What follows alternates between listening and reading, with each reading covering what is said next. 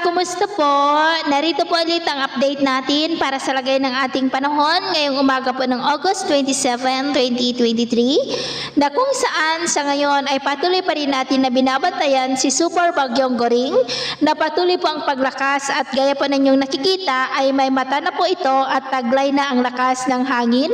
na umaabot po sa 205 kilometers per hour habang nasa silangang baybayin po ngayon ng Palanan, Isabela about 92 kilometer east away. At kikilos po yan ngayon pa southeastward, palayo po sa ating kalupaan at magsisimula na po na liliko at bukas ng madaling araw ay kikilos na po yan paakyat, pa northeastward